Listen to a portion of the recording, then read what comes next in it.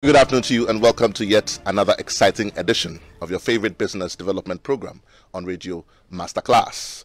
Masterclass is powered by Joy Business and it's brought to us by Goyle. Goyle, good energy, Goyle, Yenara, Yedia. Masterclass is also brought to us by JL Properties. JL Properties, the city's favorite developer. Masterclass comes your way every Wednesday at 1:30 p.m. and runs all the way through to 2:15 p.m. here on your superstation Joy 99.7. My name, as always, is Yaw Anim Barnafo, and I'm happy to be your host for today's edition of Masterclass. In the last 3 weeks, we've been talking about coaching and how it helps our businesses to grow. I promised that my intro today would be really short. We're privileged to have with us back here in the studio the CEO of Self-Search, Sika Twum, who's been talking to us about coaching and how it can help our businesses to grow, why we need coaching, and there's something she always says that everyone needs a coach. I asked a question week before last when I ended the show about why some people think they don't need coaching, and our resource person made it a very fair point to share with us the contents for last week to address that last question I asked.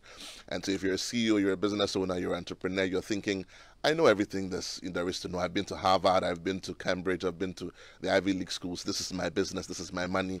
They don't know more than I do. You know how we always think here in Ghana that the owner of the business knows more than everyone else. We always say that life is too short to make all the mistakes yourself. Tap into other people. That's the value of leadership. Leadership is not when you do all the work by yourself. It's when you get the job done through other people, and that's a true value of leadership. Good leadership brings good profitability and therefore good business and a good economy. This afternoon, Auntie Joyce is going to take us through a final rendition here on the show where we talk about coaching. So it's one that has mixed feelings. We're excited that she's still here with us, but we sort of have mixed feelings that this will be the last time she talks to us about coaching. And so when we do get interactive, pick up that phone, give us a call. Let's hear your thoughts. Let's share thoughts. Let's all become better for it. Hopefully sometime in the year, when we talk about something else, we'll get Auntie Joyce to come back here in the studio and share some thoughts with us. But otherwise, today, we still talk about coaching. And we're talking about return on investment. We're also going to talk a bit about women-centered coaching and bring it all together and tie it in nicely towards the end. So do stay here. If you know someone who's interested in this conversation who's not listening, pick up that phone, give them a call, send them a text message, tell them to tune in to Joy 99.7 because Masterclass is on air right now. Auntie Joyce, you're welcome to today's edition of Masterclass. You know, before we started, I told Yaw that today I'm going to be like a teacher whose students are taking their final exam the following day. Indeed. And she hasn't finished the syllabus. Indeed. And she has to complete it. So I'm going to be taking return on investment in coaching. I'm going to be taking women-centered approach to coaching. And then I'm going to end with factors to consider when you are choosing a coach. Okay? So I'll start with the first, which is return on investment. And I know a lot of managers, you know, a lot of CEOs are asking themselves, if I bring in a coach, am I going to get more than the amount I spend in bringing in that coach? Okay, so basically what we are looking at is the desired outcome of coaching. Is it commensurate with the amount that is put into it? And my answer is yes. Okay, I would even say yes before I start. You remember when I started this, I gave an example of Oprah, and I said, Oprah said the best decision she has made in the past 25 years of her life was to have taken a coach. And that's indicative of the fact that there's results. I also mentioned the fact that Bill Gates and late Steve Jobs said everybody needs a coach. And so clearly this means that there are results. Now I'm going to go through clearly you don't need a coach because you have a deficiency or because you're not good at something or because it speaks that you know you're weak or anything of the sort, but because you need to be a better version of yourself. You know, I always say, just ask yourself, do I want to grow? Do I want to evolve? Do I want to transform? And do I want to impact? If you want to be able to do these four things, then you need a coach. Everybody needs a coach. Everybody needs a coach. Right. So I'm going through an article I read, International Coaching Federation reports, indicates that 86 to 90% of companies who have invested in coaching have made back their investment, and 99% are satisfied with the overall experience. Now, this is evidenced in three areas: increased productivity, positive people, clear measurable outcomes. And I'll take them one by one. Increased productivity. There's improved work performance, 70%, improved business management, 60%, improved time management, 57%, improved team effectiveness, 51%. With regards to positive people, it says you have 80% improved self-confidence and self-trust, which means people who go through coaching within the organization become confident, and they trust themselves. You have to face trust to face the challenges in meeting the organizational demands, in meeting the demands that are going on around them. 75% improved relationships within the organization, improved communication, and improved work-life balance. Okay? And then there's clear, measurable outcomes. Many times when an organization asks a coach to come in, there is an engagement between the manager who is going to be coached, the HR professional, and the coach. So there are clear, measurable outcomes, which also at the end of the day, when you look at it and they've been achieved, then you know that, yes, you got what you wanted. Okay, now I'm going beyond that. Now, there are, however, gaps when it comes to the way the return on investment is measured, which I say is linear. Okay, it's very linear. Now, if through coaching somebody is trained in a skill, it's very clear. You can tell that this was the deficient area. The person has been taught this. Now, evidently, this is what is happening. The person is using it, and it's improving. They're working a bit more efficiently now. Yes. However, there are aspects of coaching that is not that tangible. Intrinsic. So, yes. If I talk about self-esteem, if I talk about somebody who is not achieving his sales targets, and through coaching, you find out that the person is not confident, the person has a low self-esteem, and you work through that, and the person now enhances their self-esteem, and they start working, and their sales begin to increase. The measure of the self-esteem shift cannot be measured in the way that return on investment is measured. Okay, the formula. Well, but even to help that process, I would assume that if the person is a bit more confident and now their orientation has changed and they feel good and stronger and more confident, their output will be better. And that output can be, even though it's an indirect line, it can be drawn right back to the investment on coaching. That is why there are other ways to measure coaching return on investment. And I'm going to talk about just two other ways. One is the application of what Dr. Donald Kirkpatrick's taxonomy for evaluating training programs. He was a former president of the American Society for Training and Development. So he said that, you see, when you have training and you want to test whether you have gotten return on the investment you put into it, there are 4 levels that you look at. One is the emotion and the reaction of the people.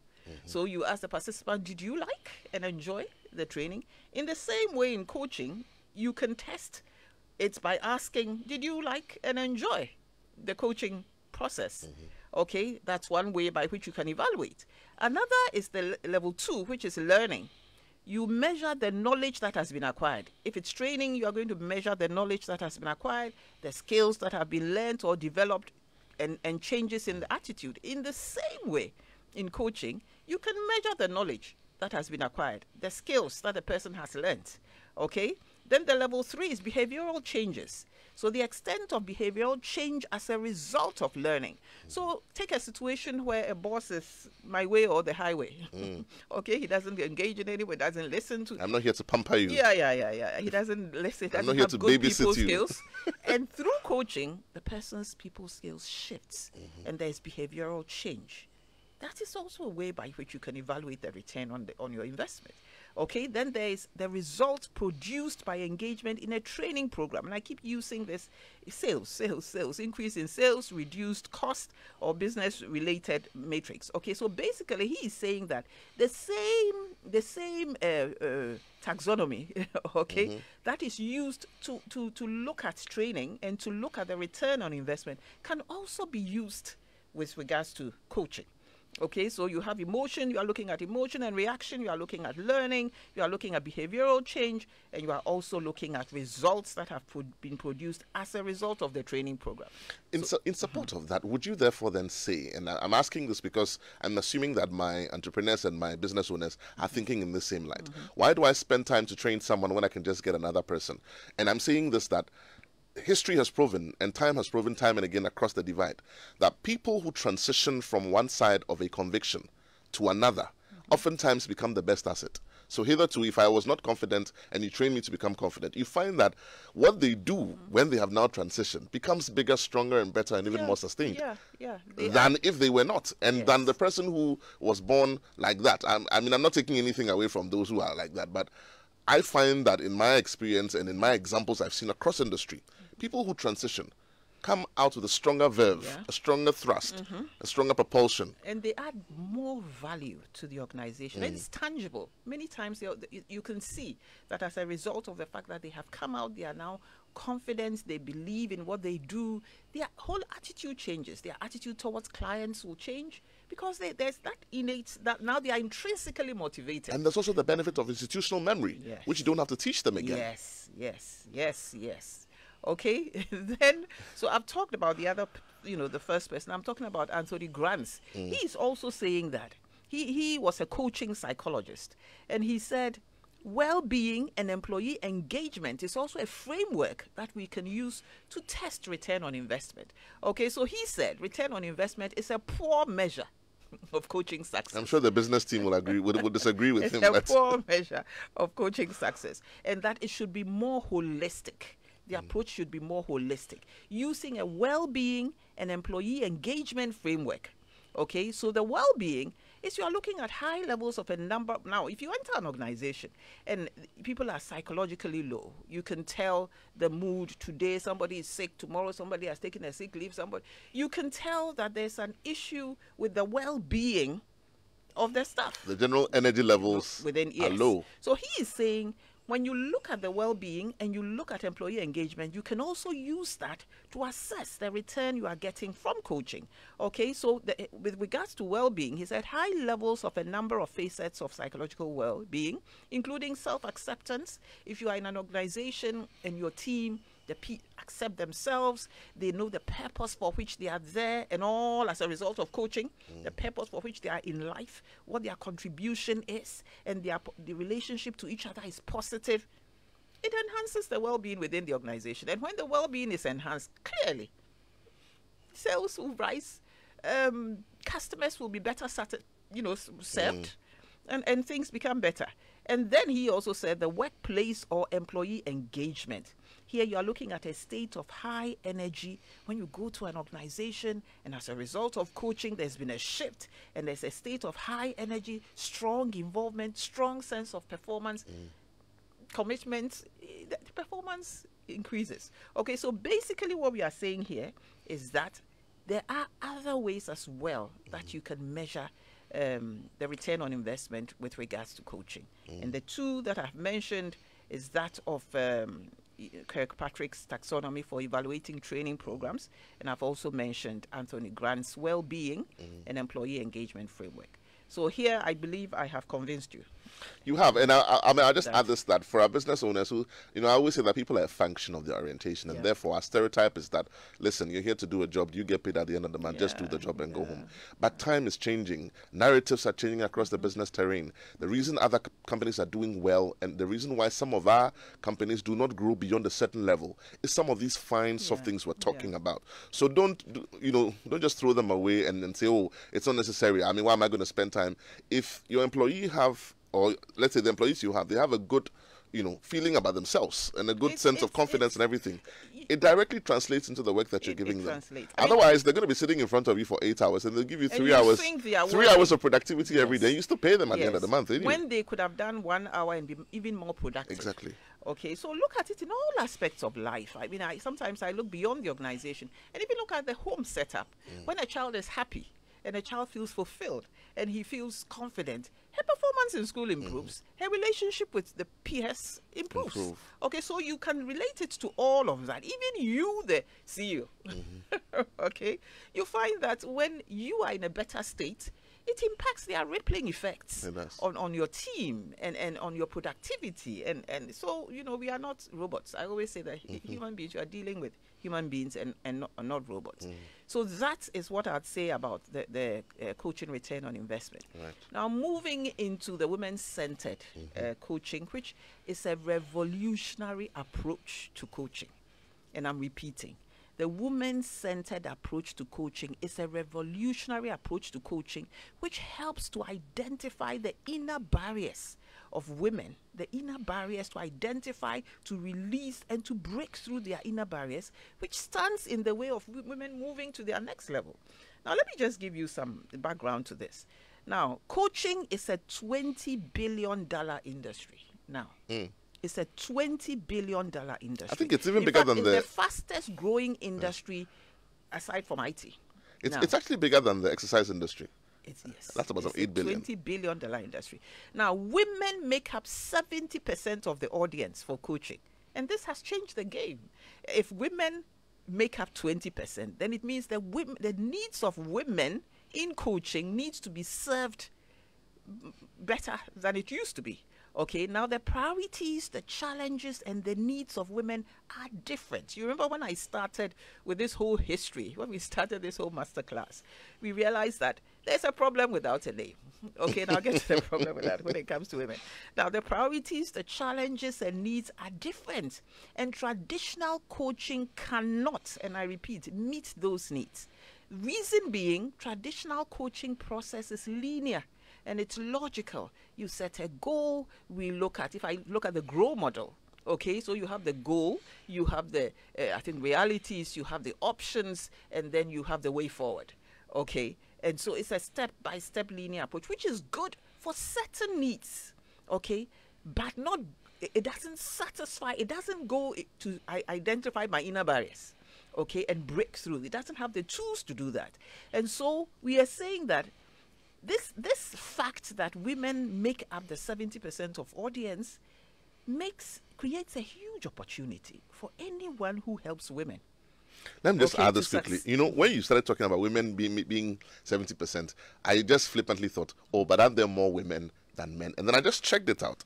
Apparently, across the world, and this is data from 2020 Wikipedia, the number of men and women in the world as of 2020 is slightly. The number of men in the world is about 50.4% of the total, and women are just about 49.6%. So it's not that different. No.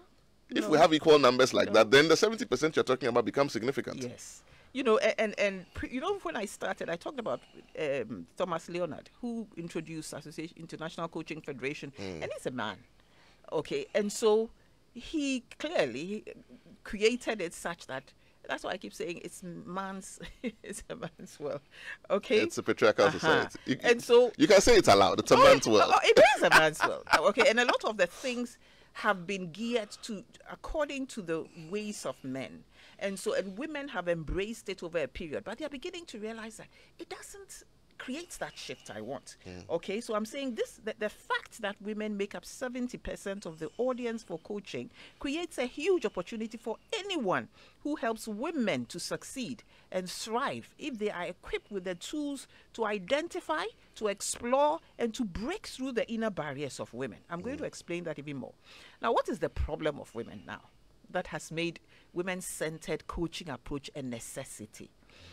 I wouldn't say the problem. The issue of women, okay, is that they are shifting from achievement to self-actualization. Okay, at first it was more of achievement, and I've risen. I'm now this. I've achieved. Now they realize that we want the achievement, but we want more than that. Okay, we want to embody authentic confidence. We want to be in growth-oriented relationships. We want to love ourselves. We want to be visible and own our voice. Okay, so those things, we want to have a deeper spirituality. We want body confidence. Okay, we want to be able to align our values, our skills, our interests with the occupation that we are doing so that it's in sync with who we are. So the shift, because of this shift, okay, the traditional does not really do it. Okay, now what stands in our way, which we call the hidden blocks or the hidden barriers, is shame-based, and I'll explain that, shame-based fixed meaning making. We have shame-based fixed meaning making, and I'll explain it. And then we have a mindset of scarcity and lack. Okay, a woman will always say that I'm not enough. No, I haven't gotten it enough. I'm never enough. Okay, until, and is it the same thing that you often hear? I don't have anything to wear. Yeah, I don't have anything to wear. And they have a wardrobe full of. Yes. So is this mentality of not enough, scarcity and lack, which is in our subconscious, and which is as a result of upbringing, stereotyping, societal, orientation. All of orientation, and it's in our subconscious, and it's difficult for you to identify your inner barrier. Okay. And so basically what I'm saying is what stands in our way is the shame-based fixed meaning making, okay, is the mindset of scarcity and lack. It's isolation and disconnection from resources. What that isolation, you hear women say, as for me, I want to be on my own. No, the issue of trust and I don't want any kind of trouble, so I prefer to be on my own. So these are hidden blocks. Okay, now I'm going to expand on this. How these show up, how the shame-based fixed meaning making, the mindset of scarcity and lack, the isolation and disconnection from resources, how it shows up is that you find that women seek external validation and are threatened by disapproval of others. That's why in an office setup, a man would be corrected and you say, okay, I think I have to change this and you do this. A woman will say, because you don't like me, is there something about me? Immediately we feel there's a shame-based meaning that we give to that thing. We see the world the way we are, not the way the world is. And then there's also, it shows up in the confidence gap. Okay, there's a need to be 85% more sure before we speak or share our views. So sometimes you find sometimes I look at women in parliament and I see a lot of this being reflected. Unless the woman is confident of what she's saying, she will not say anything. Okay, so we feel there's this confidence gap of wanting to be perfect before we are visible. Okay, before we feel ready to be visible. Then there's the expectation gap. Women's expectations are 50% of those of men who may have the same economic and educational background. You may have a woman with the same education and background with a man, and she would say that, okay, well, if you pay me a little closer to what the man gets, it's okay. Okay, so there's this expectation. We don't expect too much. And it also comes from societal imprinting. I was going to say, isn't that what we have made them become? That's, yes. And then there's what we call the power penalty. Okay, where women have wealth and are judged harshly by society as being selfish, greedy, promiscuous. When you see a very wealthy woman, you say, she didn't get her money by herself. The way she talks. I'm sure she has a boyfriend somewhere. It cannot be her. Why cannot it be her? Why can't it be her? Okay, so there's the power penalty. Now, I'm saying that this is how the shame-based fixed meaning making, a mindset of scarcity and lack, the isolation and disconnection from resources, this is how it shows up. Okay, now, our everything is in our self-concept. It has to do with our self-concept, how we see ourselves, how we see others, how we see life, what we think is possible and not possible for us. It's in far-reaching ways, and this impacts on our choices, our experiences. I'll give you an example. If I feel that I am not good enough, the tendency is that my choices will show that I feel I'm not good enough. Of course. The experiences I draw to myself would be as a result of that mindset. When I open my mouth to speak, that will also show. Yes. Okay. So the prevailing narrative about power in society, what power means, what wealth means. If you don't have this, then you're not wealthy.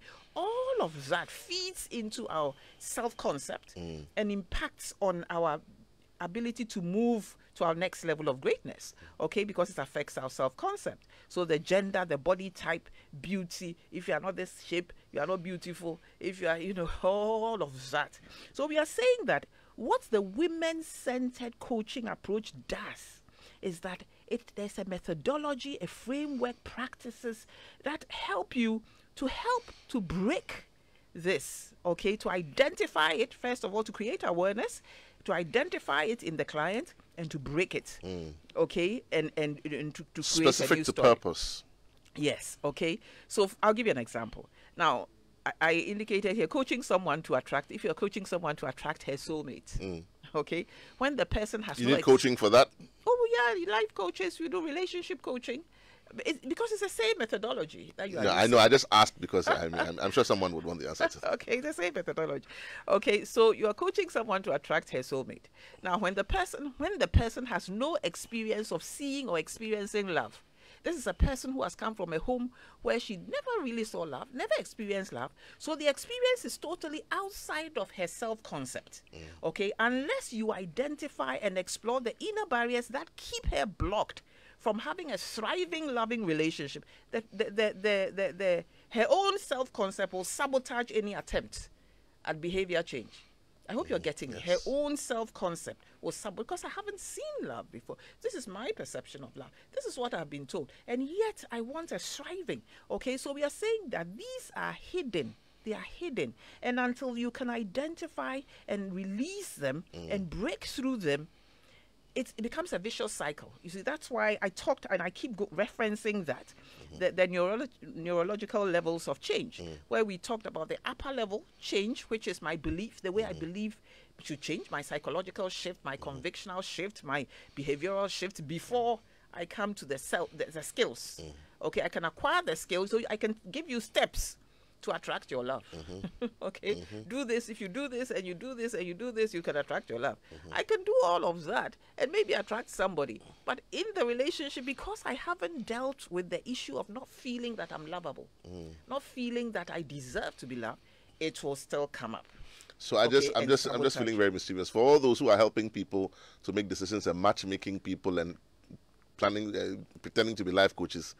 Get yourself trained. Go to the train the trainer course as a life coach, and when you have done that, then you can begin to matchmake. It's interesting that you said. I agree totally with you. You know, you can apply this whether you are a life coach.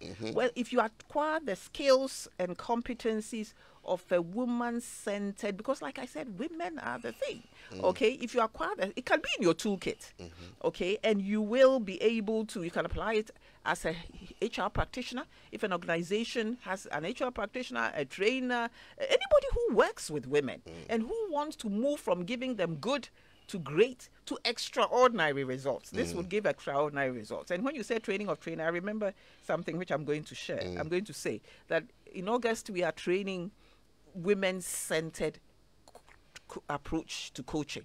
So you can register if you are interested in becoming a woman's, having the skills and competencies to identify, to break through inner barriers of women in order to move them into their zone of greatness. You can call. I'm giving you a number you can call. Just call, say I'm interested, and they'll call you back and give you more information. So the numbers are 0241 87 40 42. I'll take that again. 0241 87 40 42. And there's another number, 0268 979401. And this is... Maybe I should put out the email as well. Yes. Yes. So the email is searchac, one word, searchac@yahoo.com. So searchac@yahoo.com. Yes. So if you are really interested in acquiring the skills and competencies of a woman-centered coach, together with your what's it called? Your executive coaching, your performance coaching, which means you can apply that and give extraordinary. I'm not talking about good results, not great results, extraordinary results. Okay, now finally I'm going into what do you take into consideration when you want to choose a coach. So I have just 5 things to help you look at that. Okay, 1, look at what I call the flow. Okay, when you sit with that person to engage, do you feel a connection? The comfort level, okay? Do you feel that that person establishes a rapport? That person doesn't allow you to feel judged? That person has your interest? You feel some kind of intimacy. So check whether you are comfortable. That's why I always tell organizations, when you bring in a coach, don't force that coach on me. Okay? It's important that you allow the people who the person is going to coach to engage with the person and see if they feel confident. There's a flow. Okay, if there isn't a flow, it won't work. Okay, so you are going to ask yourself, what is the comfort level? What's the flow? The second is you want to look at the experience and the credentials of that person. How many years of coaching experience does the person have? If the person has 5 years coaching experience and another one has 20 years coaching experience, clearly the difference will be clear. Okay, so you are looking at years of coaching experience, what field, what kind of companies has that individual coached? And what kind of individuals have that individual coach? And what is your need? Okay, then you are looking at what coaching certification does the person have. So whether or not they're fit for the job. Yes. I know we've got 3 more points to go, but let's get interactive so that our listeners can be a part of it. We're almost there to the end of our content, but seeing us today is the last show, I want our listeners to also be a part of it. If you just tuned in, this is Masterclass here on your Superstation. We're going to be getting interactive pretty shortly, but before we do that, we'll take a message from our sponsors. When we come back, we get interactive. Welcome back. If you have just tuned in, this is Masterclass here on your superstation Joy 99.7, and we're here in the studio with Joyce Sika Twum, CEO of Self-Search. She's talking to us about coaching and its return on investment. We're interactive right now. Numbers to call 0302-216-541. That's 0302-216-541. You can also pick up that phone and send us your comment on 055-1111-997. Today is the fourth week since we've been talking about coaching. What have you picked up? What have you learned? How is it going to help your business? What do you want to know? If you need help, pick up that phone and give us a call, 0302-216-541, or send us your comments on 055-1111-997. Just to also remind you that today's edition of Masterclass is brought to us by Goyle, Good Energy, Goyle Yenara Yedia, and also by JL Properties. JL Properties, the city's favorite developer. Buying a home gives you the opportunity to build equity and secure your financial future. Owning a home is a great way to build a sense of stability and security. Investing in real estate gives you the potential to benefit from capital appreciation over time. JL Properties has been building homes for over more than a decade. Take that step now and own a home in any of our serene and fully gated communities in Achimota, North Airport, Adenta, and Wager. JL Properties, the city's favorite developer. If you also have any motor vehicle of any kind, then Goyle has some great news for you. Your oil marketing company of choice, Goyle, keeps making life ever so convenient. Goyle now accepts Momo for all fuel purchases. Just remember to Momo it at Goyle. Goyle, Good Energy, Goyle Yenara Yedia. Today's edition of Masterclass is brought to us by Goyle, Good Energy, Goyle Yenara Yedia, and also by JL Properties, the city's favorite developer. We're interactive right now. Numbers to call, 0302-216-541. Pick up that phone, give us a call. Let's hear your thoughts. Today is the last time Auntie Joyce is going to be with us on the topic of coaching. Let's hear what you have to say, 0302-216-541, or send us a comment on 055-1111-997. Auntie Joyce, we've got 3 more points to go before the phones start ringing, so perhaps we can go through them. Okay, so I mentioned comfort level. How do you feel when you are with that person? Is there flow? I mentioned experience and credentials. What is the experience of the person? And usually years of coaching experience, you'd want to know how many years of coaching experience, what kind of companies has the person coached. Can a coachee turn a coach down based on point 2? Definitely. If a coachee can turn a coach down, I don't feel her. I don't feel the connection. I don't feel the connection. Okay, I don't feel that you know, the last session I talked about creating a container of trust and intimacy. Okay, and that's a learned skill. And so if you don't have it and you are just rapporting, you know, we talked about the rapport, the person doesn't feel you. I mean, there are people you meet for the first time. They may be nice, they may have the experience, they may have the credentials, but you just don't feel them. And you would hear feedback like, "Oh, you're fine. That reminds me of something my daughter told me about 2 weeks ago. She said, "There's this guy who is interested in me. He has all the qualities, but I don't feel him. You know, I don't feel, which means I'm not connecting." Okay, and so that thing should be there. You know, there are instances where I always say you can interview somebody and the person may have all the credentials, everything you need, but there's just something, and you should listen to that third sense. Okay, your intuition that says, this is no. So you want to see, is there comfort, the comfort level, the flow, the experience, and the credentials. Then you want to look at the full time. And I'll take you back to the credentials again. Wouldn't it be presumptuous of a coachee, or would-be coachee, to turn down a coach on the basis of credentials? It wouldn't be. It won't be.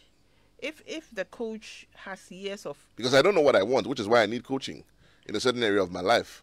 And so who has assessed the coach to make that determination? That's why I'm asking, wouldn't it be presumptuous of me as a coachee to turn the coach down on the basis of... Perhaps my organization can do that, or perhaps somebody at a higher level can do that. But I'm just wondering... Yeah, the organization would do that. Exactly. The coachee would do that if the coachee knows about certifications that coaches must have. Okay, I mean, I coach with leaders, women in leadership and all of that. And so some of them know that you can have a John Maxwell, certified coach. I can be a feminine power certified coach. I can be International Coaching Federation certification. You know, so yeah, if the coachee knows about it, he wants to know what's here. One thing I have, when I don't want someone who's come to tell me what they feel and what they think. That person I know somebody who's probably qualified. Yes, somebody who's that's a point you're making. And who also knows the ethical standards. Okay, when you have some coaching certification, you know the ethical standards. You know the issue of confidentiality, and you know that you know the ethical standards. Simple. Yeah. Okay, so yes, you are looking at experience, you are looking at credentials, and I keep saying that coaching, a person can move into coaching from any discipline. Okay, so I can be a medical doctor and become a coach, right, and just get a certificate in coaching, but my years of experience adds up. You see, so that's why I said coaching. When I coach, my psychology, all of that comes into bear. Okay, you draw from various disciplines. So basically what I'm saying is experience and credentials. Then you also want to know whether the person is a full-time professional or a part-time coach. A full-time professional means that person has more hours of coaching experience than someone who is a part-time. Then I have a question for you on social media. Yeah. This one is from Edmond Awaite. Edmond says, good afternoon to you, Edmond. Thank you for joining Masterclass. He says, what are some of the practical steps or strategies that women with low self-esteem should adopt to bridge the differential gap? He's interested in the women-centered approach. Women with low self-esteem, what are the practical steps or strategies they can adopt? First of all, they need to do an assessment. Okay. Okay, you can do an assessment that would help you to know your personality, your strengths, your weaknesses, and what kinds of environments suit you, your blind spots. An assessment usually gives you some information. Then it helps to see a professional. You see, many times we run away from the issue of seeing professional, but when you are sick, you see a doctor, a medical doctor. Okay, so it helps. You don't see a chemist, no, and expect to get the results of seeing a doctor. You see, the woman can read books and get steps and have affirmation statements that she's saying, I am beautiful, I am beautiful. But if you are beautiful and there's a disconnect between what you're saying and what you really believe, it begins to sound like noise. Yeah, it is noise. It is noise, because your behavior, your actions, your choices must all align. Okay, and it can only align if those barriers have been removed.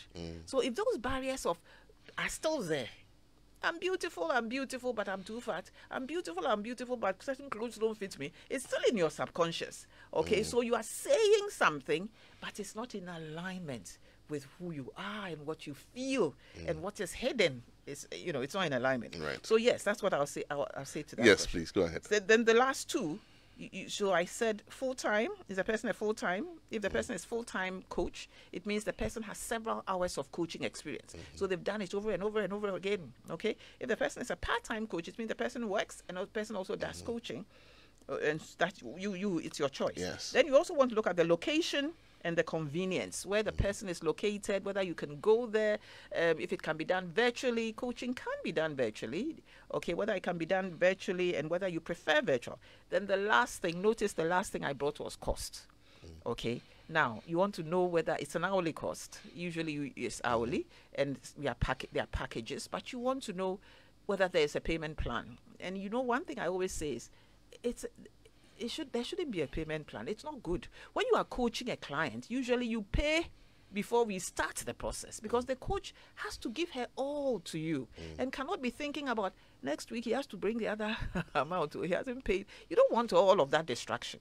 Okay, so when you have seen that the comfort level there's a flow, and the person has the experience and credentials you want, and the person is maybe professional or full-time, part-time, depending on what you prefer, and the location is okay, then go for the cost, okay, for the investment that you will get to grow, to evolve, to transform, and to impact, and to break your inner barriers is phenomenal. That money you pay, the small money you end up paying, it's not small, but the money you end up paying is far less than the effect and the impact and the rippling effect that the coaching would give you. So those are the factors you should consider. And I'm honing in on the fact that if you're a woman, smart, successful woman in leadership, and you want to move to your next level, but you feel the inner barriers of, I start and I stop. I don't know, I just feel I want to own my voice, but I don't know how. Be part of the women-centered coaching approach, which will be in August, and I've given you the numbers. If you are also a coach yourself, you are a coach. Can we put those numbers area. out again? Yes. Do we have them? And you also want to acquire those skills of being a woman-centered coach, then call this number 024 187 4042. 024, the name of the person will be Frederick. 024 187 4042. Then the other number is 026 897 7404. Everyone needs a coach. You know, I was actually going to say that it's actually also quite a good alternative or option to consider for people who want to start doing things for themselves. Yeah. And I like what you said about the fact that you can go from any profession or any discipline to being a coach, so long as you feel the need and the strength that this is something you want to do. Why don't you consider it as a retirement plan as well? I mean, if you're going to get out of active service or active work, you know, go be a coach, talk to people. And then, because the value you bring to their lives is that you help them to become a better version of themselves. And it's phenomenal. You can't compare that to the investment that is made. Yeah, and the value you even bring to yourself. I said the other day that you cannot give value unless you have value.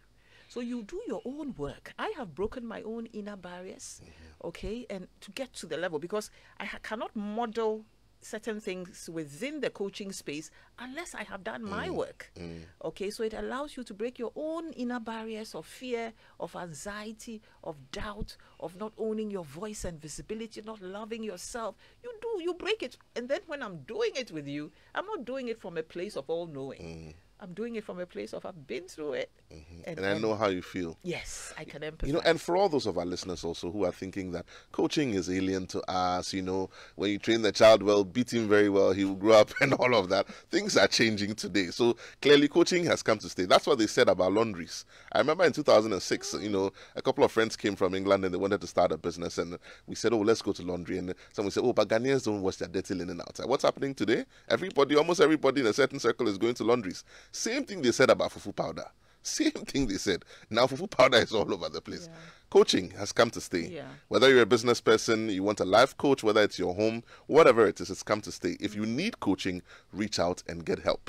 Self-Search is one of those companies. We've put out the numbers. There's a training going on. You can also send them an email on searchac@yahoo.com. If you also want to make a career out of coaching, we've talked about all different types of coaching. Again, attend that event and you can be better for it.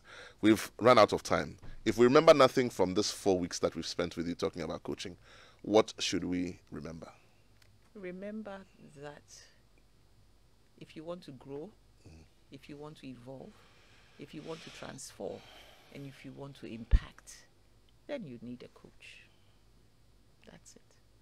Very, very, very solemn and packed. Everybody needs a coach. Joyce Sika Twum, CEO of Self-Search, has been with us for the last 4 weeks talking to us about coaching. I do hope that you have picked something up and you're going to become better for it. Thank you so much for joining us. This has been Masterclass.